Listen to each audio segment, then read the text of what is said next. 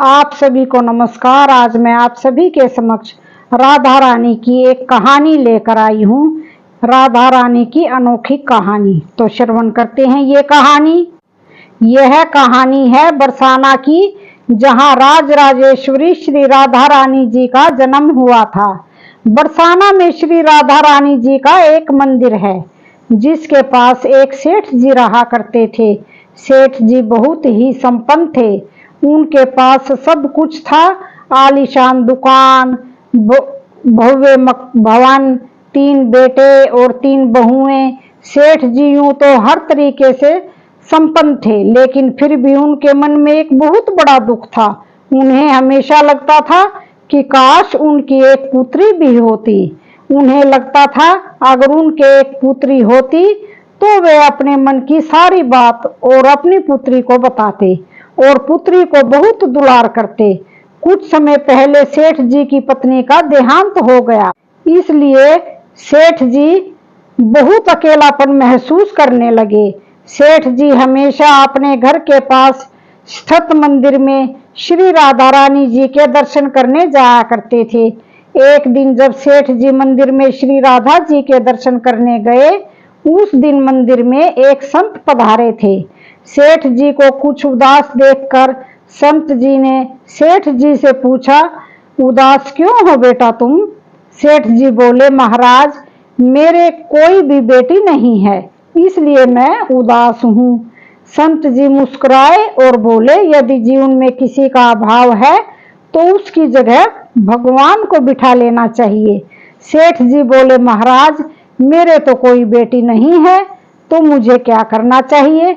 संत जी बोले, अरे सेठ, जब तुम्हें बरसाने का वास मिला है तो तुम बरसाने की बेटी श्री राधा रानी जी को अपनी बेटी क्यों नहीं मान लेते?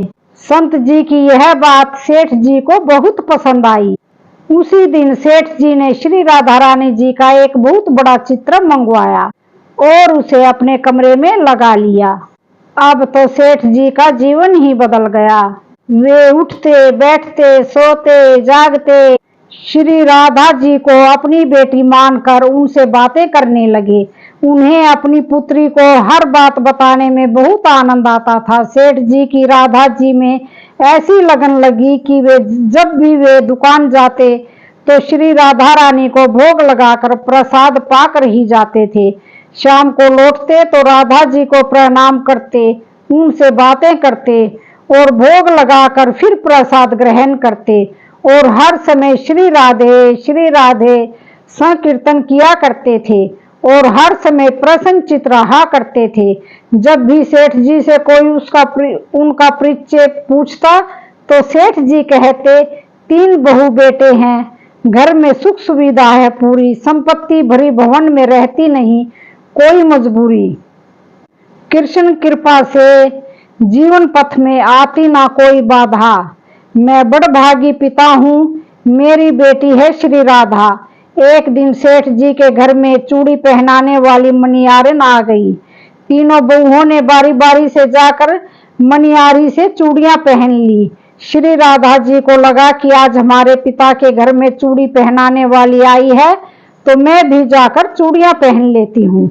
जैसे ही तीनों बहुएं चूड़ियां पहन कर गई, श्री राधा जी प्रकट हो गई। मनिहारी ने जब राधा जी का स्वरूप देखा तो वह उन्हें देखते ही रह गई। राधा जी बोली, मुझे भी चूड़ी पहनाओ। मनिहारी ने समझा इनके घर में कोई मेहमान आया होगा। यह सोचकर मनिहारी ने राधा जी को भी चूड़ियां पहना दी। श्री राधा जी चूड़ियां पहनकर एक और खड़ी हो गई।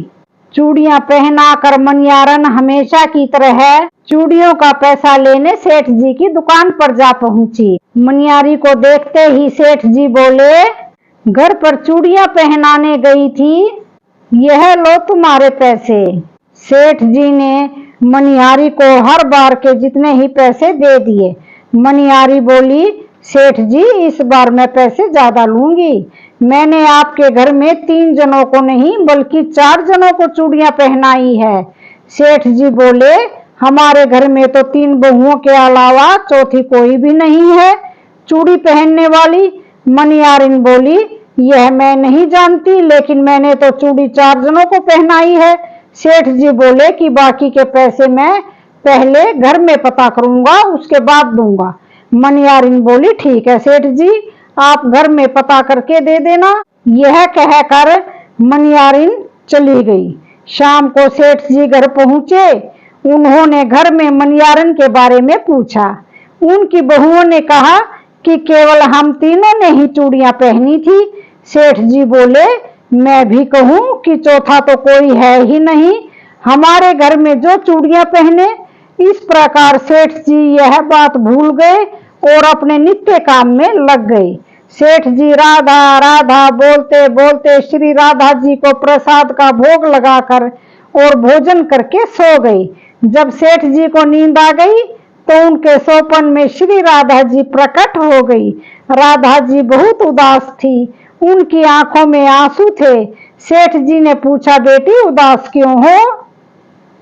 श्री राधा जी बोली, आज मेरा मन बहुत दुखी है। मैंने आज अपने पिता का घर समझकर यहाँ उस मनियारिन से चूड़ियां पहन ली। पिताजी, आपने मेरी चूड़ियों का मनियारिन को मोल नहीं चुकाया।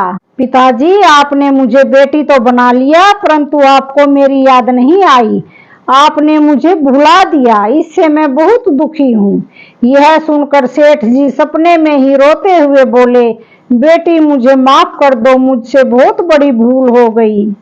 सेठ जी तुरंत नींद में से उठ बैठे, उनकी आंखों से आंसू आ रहे थे। सेठ जी ने तुरंत तिजोरी में से पैसे निकाले और मनियारिन के घर की तरफ चल दिए। सेठ जी ने मनियारिन के घर का दरवाजा खटखटाया। मनियारिन ने दरवाजा खोला। सेठ जी, आप इतनी रात को? सेठ जी को अपने घर आया देखकर मनियारिन चौंक गई। सेठ जी के नेत्रों में आंसू भरे थे। सेठ जी बोले, तुम्हारे जैसा बड़भागी कोई नहीं है। मनियारिन बोली, सेठ जी क्या हुआ? सेठ जी बोले, मैंने राधा जी को अपनी बेटी बनाया है, परंतु मैंने उन्हें कभी अपने नेत्रों से नहीं देखा, लेकिन तुमने आज उन्हीं राधा जी को अपने हाथों से चूड़ियां पहनाई हैं।